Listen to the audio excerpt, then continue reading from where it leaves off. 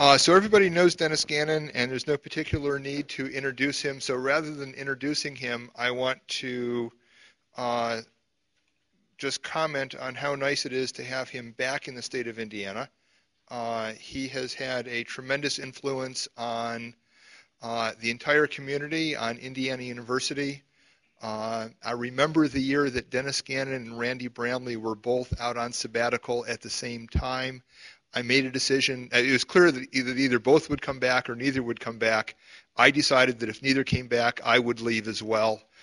Dennis came back, and it is a sign of his influence on Indiana University that while he left a gaping hole when he went to Microsoft last summer, it was a hole in something, and that's a sign of the extent to which he has influenced the development of computer science and informatics at Indiana University. And hopefully we will hear from Dennis about the things that he is continuing to do to influence the community through his work at Microsoft. So Dennis, thank you.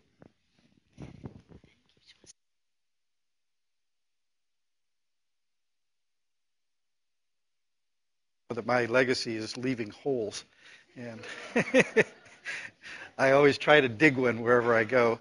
I also told Craig that we should encourage the discussion after the on the breakout reports to go as long as possible, because I told him I had very little to say, and so we could do it very quickly.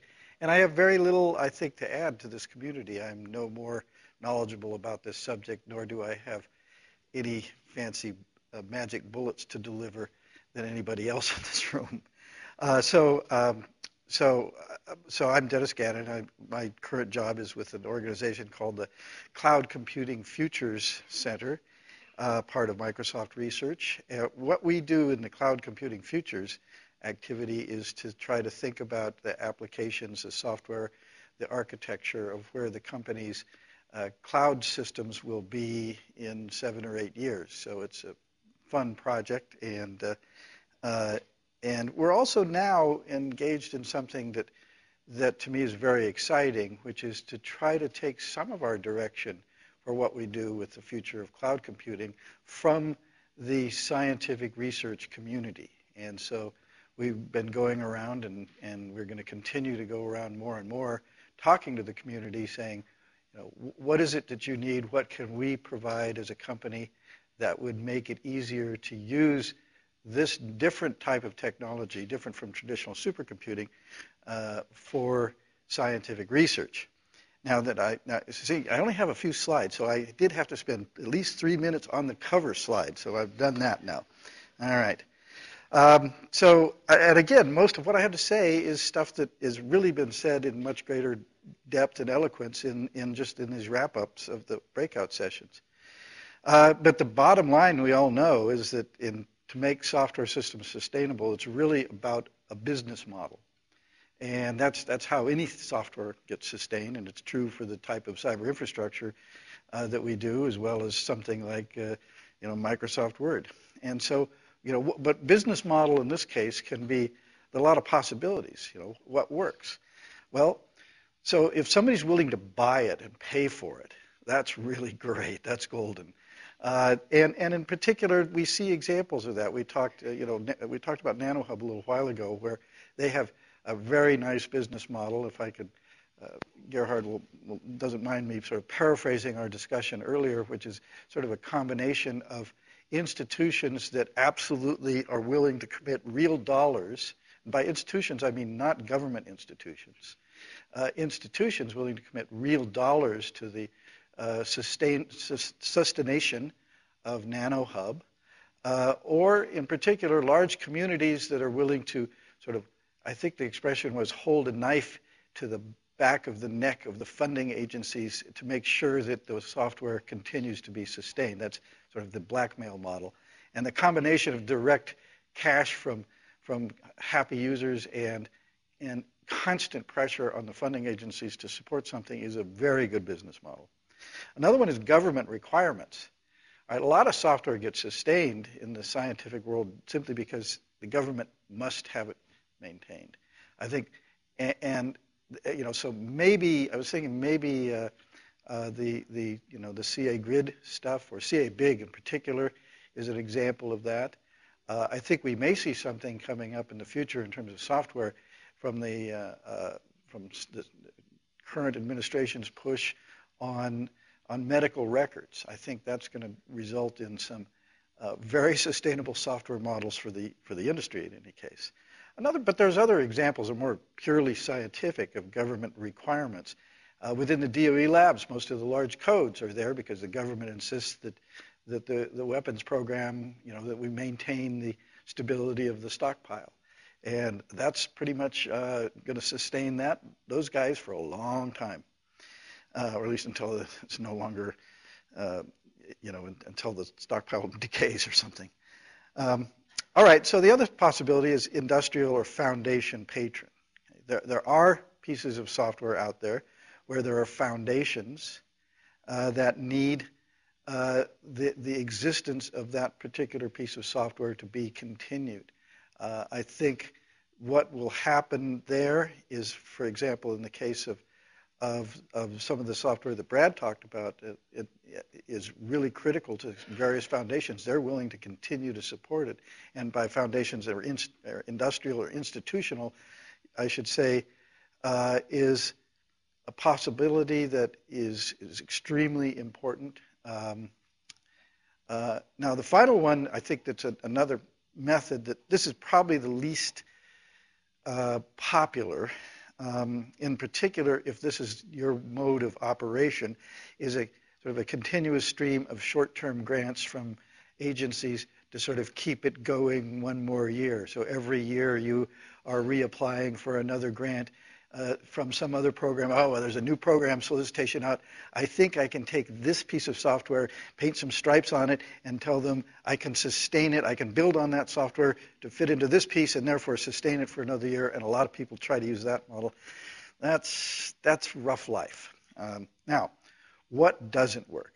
And so rather than sort of point at examples, what I'm going to do here in this next slide is point at mistakes I have made. And this is oh, by the way, I'm not speaking, I forgot to say this at the beginning. All right, I should go back to the beginning slide. I won't. I'm not speaking for the company of Microsoft. I did not vet my slides with the large number of lawyers we have or anything like that. This is me talking. And so in particular now, this is me talking about my life as an academic and a builder of software. So things that I have tried. All right, that is building scientific research tools that have a very specialized and small set of users. Now, some people can do this. They can build something for a small set of users that turns out to be fabulously good, and that set of users grows and grows and grows over time. Or in particular, I'd say the best example is there's someone who builds a piece of software to please themselves, and they happen to have such good taste that that piece of software really becomes a standard. I think Linux really started that way in many respects. I think you could take a look at, for example, Stephen Wolfram, wanted to build software to do symbolic algebra the way he thought it should be done. He was also tired of writing grant proposals, and so he created a little company called Mathematica to do that, and that's worked out pretty well for him. But in general, if you just have a small set of users, that's not going to be enough to force agencies to continue to fund it. And the only solution you may have is to fall back onto the continuous stream of small grants to fund your work. Another mistake I've made is to work on a project that's a lot of fun, but you're really competing with a bunch of other very similar projects for the same NSF DOE support dollars in a community of people that are doing the same thing which refuse to collaborate. And the best example I could give of this is the community that I've been involved with scientific workflow. There's something like last time I counted was about 8-10 months ago, and we had 24 different scientific workflow systems out there, each of which did pretty much the same thing, but each had one cute feature that particularly was the brainchild of its creator, and they were all competing for the same funds. They still are. They were all refusing to cooperate with each other, or in some cases 2 or 3 at a time would collaborate, but but getting them to sort of sit down and say, all right, we've tried all our experiments. Now let's, as a group, let's adopt one for the community. Let's build it for the community instead of building it for ourselves. And NSF is basically saying, Jenny, I shouldn't speak for you. Maybe you want to fund all of these. Perhaps you should. I know these people. They're good people. But my suspicion is that you're not going to fund them all. So that's really a big problem in a lot of the work in cyber infrastructure, is lots of little teams doing very similar things but refusing to get together on one solution. So I've made that mistake. Another one is assuming that open source is the salvation. Now you might think, oh boy, here he comes. This is from Microsoft now. Is he going to bash open source? No, actually we think open source is great. Microsoft is even supporting open source more and more. They're generating open source. I'm not allowed to use it inside the company because we'll get sued, but still, open source is a good thing, but it isn't, you can't just sort of throw it to Apache and start up a little group. I mean, if you look through the various different projects and Apache and some of the other open source sites, they're filled with corpses out there. I mean, these little projects that are all well-intentioned, that might have started by one or two people, and then fail. A lot of the open source projects that seem to go on, that have continuation, are largely have some sort of financial backing, or for example, it's important to some group of companies and they're willing to actually pay some of their developers to continue to support and to work on that particular open source project. And that's great when that works, and that's terrific, but just making it say, well, my solution is open source, that'll sustain it. No, that won't work. And another related to that is to say, well, I'll create an open source, but I will also create a little company. I'll have a startup which will provide the financial support to maintain a professionalized copy of this thing. Well, it's like any other startup. The likelihood of success of startups, no matter how well intentioned, the likelihood of success is very low. It's a tough business being a startup. Finally, here's a real killer. I've done this a couple of times myself. Is to say, all right, I've got a brilliant idea. There's a community code out here or a piece of technology that is very popular. I've got a brilliant idea of how to make it much better, so I'm going to branch that open source code, and I'm going to make some massive changes, extend the semantics in interesting and clever ways, and then lay that back on the community. Boy, can that be a bad idea.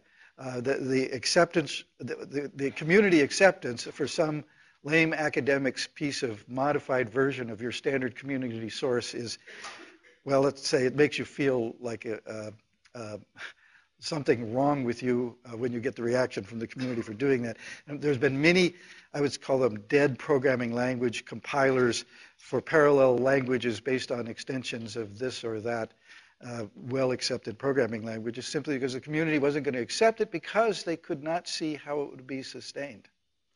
So those are things that don't work. All right. Now, I want us to talk about another approach, just a little bit. And this does not at all cover, I would say, any substantial fraction of the potential challenges we have for software sustainability. It is essentially one thing that I think can work in a lot of cases, or in a bunch of cases. All right, and that is to really take a successful commercial or strongly supported framework and to just simply add on really great pieces to this. And this is something, for example, there's really quite a good sustainability story for Eclipse, which has, as we know, serious commercial entities on the East Coast who are very keen on making sure that Eclipse remains a viable programming environment, and it is pretty darn good. And by creating different plugins for Eclipse or different extensions, you can actually have a community that builds upon that. Portals, for example, for many of us have worked in the portal community for science applications, have relied on things like GridSphere, which was done by some great young friends of ours who are now all in business or being quants on Wall Street or whatever. They're no longer working on it. But IBM is still supporting WebSphere, and maybe That's a well-established, it's a commercial framework, and by building on that for science portals is maybe a better idea than adopting one of the standard open source tools. Within Microsoft, we have something in the case of science workflows, something called the Trident workflow system, which we're going to release for anybody in the scientific community to use. And that is built on the underlying Windows workflow foundation, which is, it's a core part of the Windows operating system now, and it's pretty good. And this is something that could be used as a foundation for a lot of the science workflow applications. It runs on Windows, but it can manage services running on Linux or other platforms. It's not only restricted to Windows type applications. Now, something else, and this has got a one-liner here, but it's actually something that I care very much about, and it's come up before, and that is working with industry must be a two-way street. So what do I, question?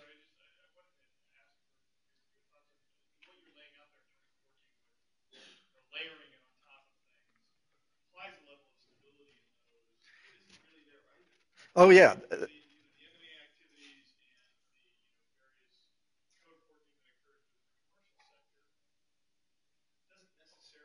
That's right.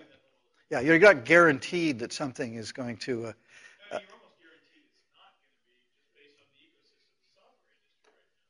Well, I think that the question is longevity. How long will something last? An open source project could die with the next funding cycle, right? And they run out of funds, everybody's gone. Something like Windows Workflow, I think, will be around for at least 3 or 4 or 5 years. Okay? But you're right, you can't rely. Software does evolve rather quickly.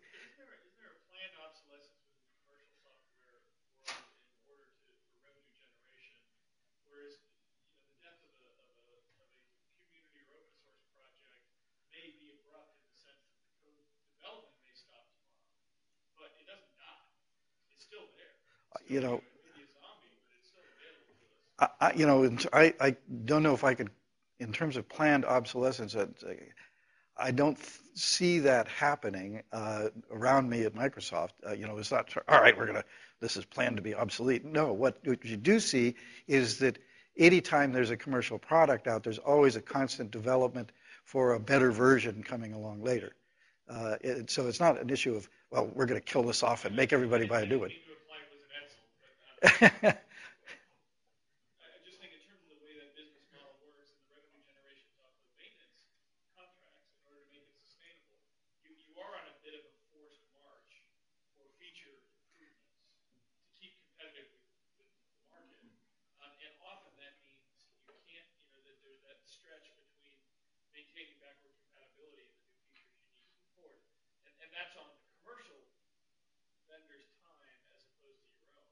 Well, I see a great deal of effort within our product groups on backward compatibility. It's a huge issue because the customers get absolutely furious if you completely leave them stranded. So that's an enormously important point in terms of what the company has to do is to support backward compatibility. If they're going to come out with a completely new version of something, they better have the tools in place to convert the technology that you had before to work with a new one, or working with, for example, the vendors that other vendors that rely on your technology. There's enormous amounts of effort spent to bring the next, new generation of technology, to bring them up to the point that they're compatible with it even before a release happens.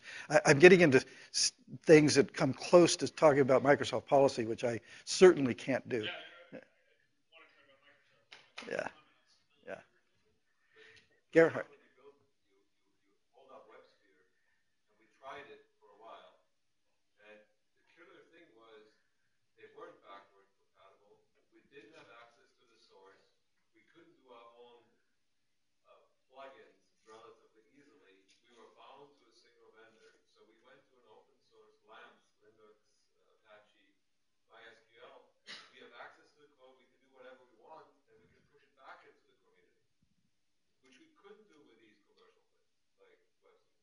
So yeah, maybe I don't know. I've heard like TerraGrid, the TerraGrid gateway is going with WebSphere. I think they seem to have had good luck with it. I'm not, trust me, I'm definitely not here to endorse an IBM product per se, but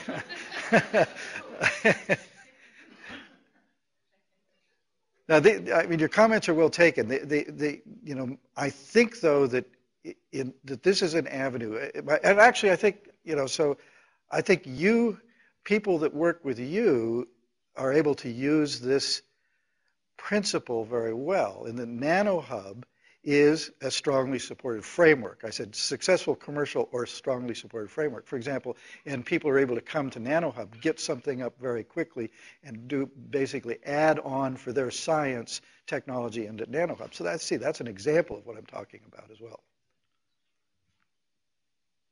All right, now let me get to this other point, which is, I think, to me is very important, is this industry engagement issue.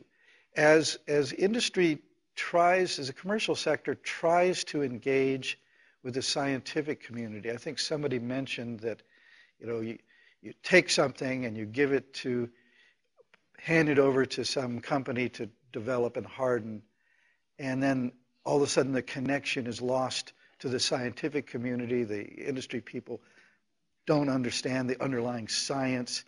Yeah, that's a serious problem. And I think that one of the things that we're trying to do in our group is to engage the scientific community in real partnerships as we move into some of our cloud technologies, is to understand that we know that we're not the experts on some of the science. And so when we look at possible systems that might use the Microsoft Cloud architecture in scientific applications, we're not going to be able to do that in the back room and come out with it as a product. It has to be something that is a community effort in collaboration with the scientific community. And coming from that world, and as well as half of our group comes from that world, we understand that completely. But that's so easy to make this mistake of not making it a really deeply rooted collaboration.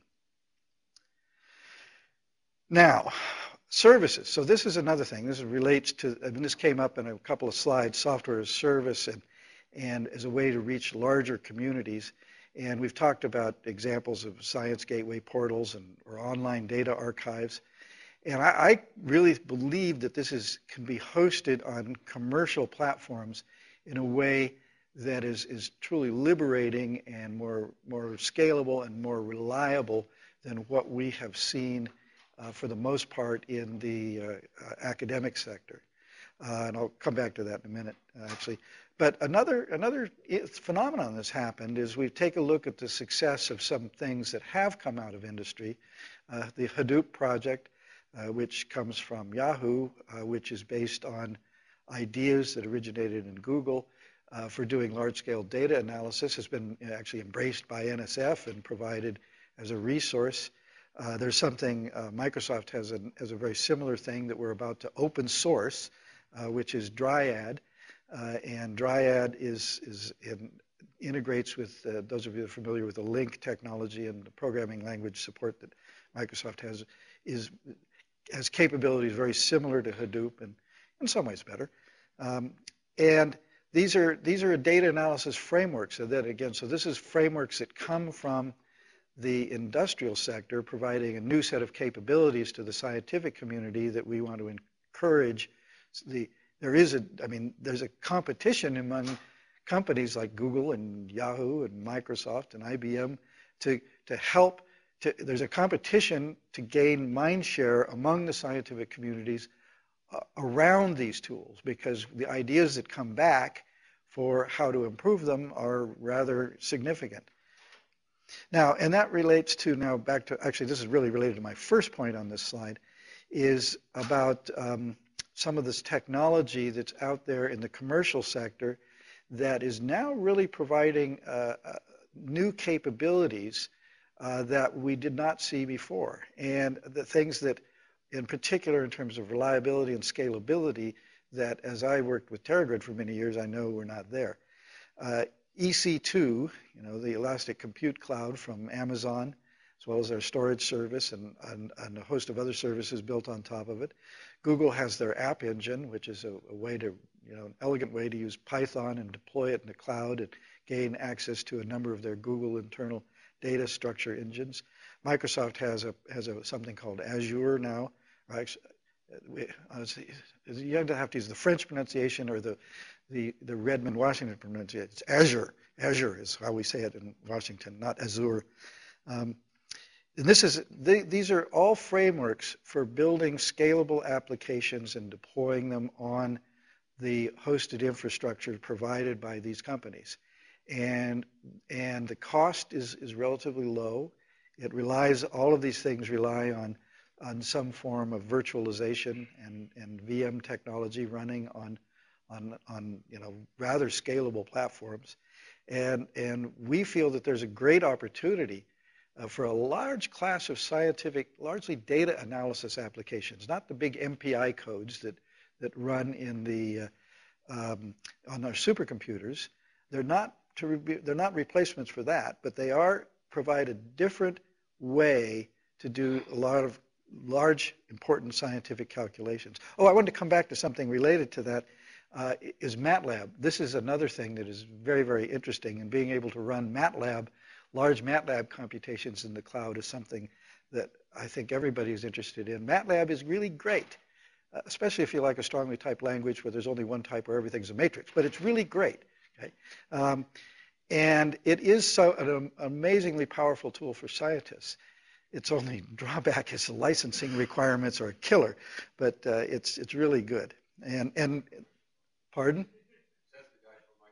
Oh, believe me, Microsoft, it costs us to use MATLAB a lot more than it costs you guys.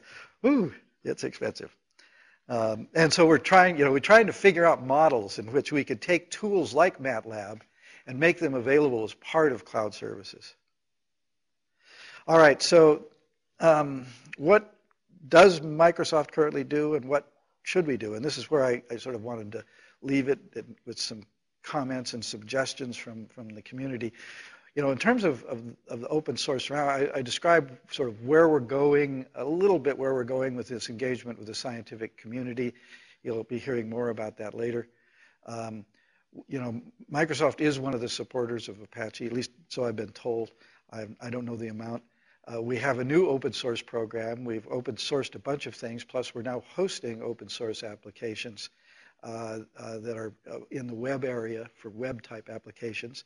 And that looks pretty interesting. And then the three question marks is really sort of turn it over to you. And I would be very interested to get your feedback on what do you think Microsoft should be doing to help this software sustainability issue some more. So, and I'm done. Stephen. This guy would know since he knows the company, being a former Microsoft employee. Yes, so I must disclose that I was a Microsoft employee up until 5 months ago, which doesn't matter. So I can speak. And we hated to lose it, by the way. I can speak without any fear of prejudice from Microsoft. So you've spoken at Microsoft. Microsoft is a big organization, as we all know. How much from what you say is related to what MS Research might do, and how much MS, the product organization, might do in relation to, say, open source engagement in open APIs to allow plugins for science community to build upon and so forth? Is there a divergence between the two organizations?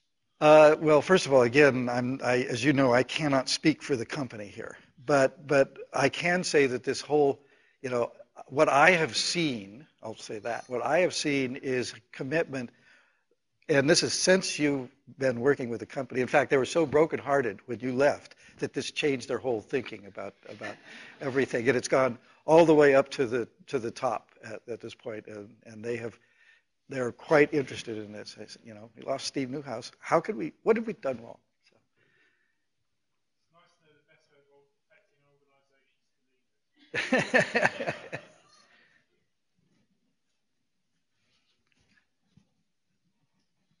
So, any other suggestions for the Empire? Yes. So, I'm assuming, Dennis, that you have a pretty large software test.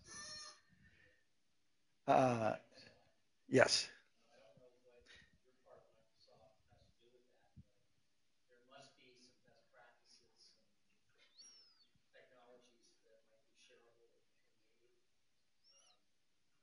So that's a good question. Actually, since I'm in Microsoft Research, we don't test anything. But no, seriously. No, actually, Microsoft Research is very much like a bunch of academics. They do what they can. Yeah, it's tested. We ran it twice. It worked. Uh, you know, um, we do a lot of demoware. And as a matter of fact, so the role of Microsoft Research is not to produce product, is to produce ideas that, we literally go around and try to shop these ideas around to the actual product groups who say, that's interesting. Maybe we should start an incubation effort, and then that incubation effort becomes a product effort, and then the product effort builds up generally a testing team. Actually, Steve might answer this question a little bit more because he was in one of the product groups, and so he knows about the testing probably better than I do. Right, and I'll be happy to do that this evening when there's slightly fewer ears listening and we're being streamed live over the web. No, anyway, yeah, suffice it to say that there's a lot of testing that goes on in terms of how much best practices they have that are, as far as the best practices they have that are well beyond industry standards, I can't even comment on that. So loosely, there is no, I was very surprised, there is no one way, the Microsoft way. Different teams establish their own process, their own procedure, depending on the personality and interests of the particular managers within that organization. So some engineering teams go through a very traditional waterfall approach, some are very agile, and the testing associated with that is obviously different. But there is a vast amount of testing done. Certainly if you look at the balance between the management, the development, and the testing teams, then basically they're approximately a third or so in number of each, perhaps about a fifth management and two-fifths each of development and testing, which is obviously not what I think we do in the academic community in terms of testing, balancing between testing and development work. Thank you, Steve. Glad I didn't say that. Other suggestions? Yes. Pardon? Any chance Dryad will run on Linux? Right now, Dryad runs on the HPC server platform. Are you interested in doing a port? We'll talk about that. Yeah, I don't know if they have any plans to do that. My guess is no.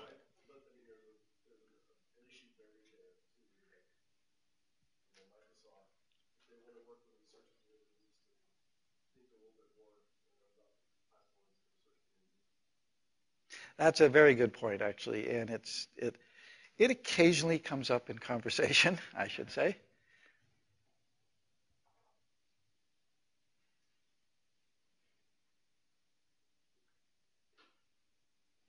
Okay.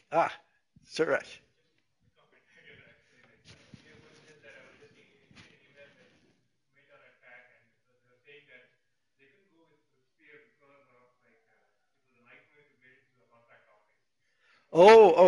We're back on WebSphere now?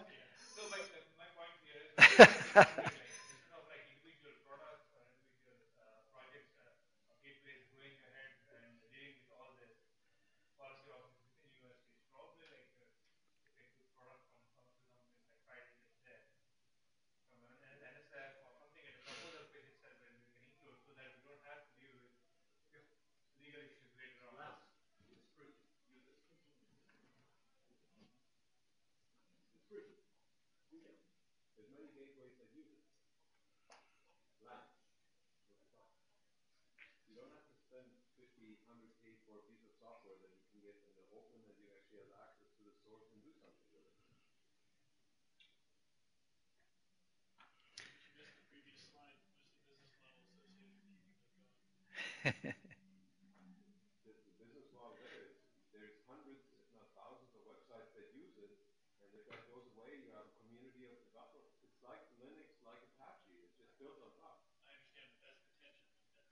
Right. So, yeah, Gerhard, will you be willing to, as you indicated before, that if you had depended upon a piece of software, would you be willing to fund the development of that? We took a piece of software that didn't quite do what we wanted, and WebSphere didn't at all do what we wanted. And we spent time and effort to augment into Joomla and into Mambo the components that didn't exist. And then we put those back into the community. And So yes, we took something so, that somebody else developed and built on it. right. But we had 80% or maybe 90%. So it worked very well as long as the keepers of that group do integrate those improvements in there. Otherwise, you get an orphan branch. But yeah. I think now Craig kept talking about something involving beverages. I think is that time for.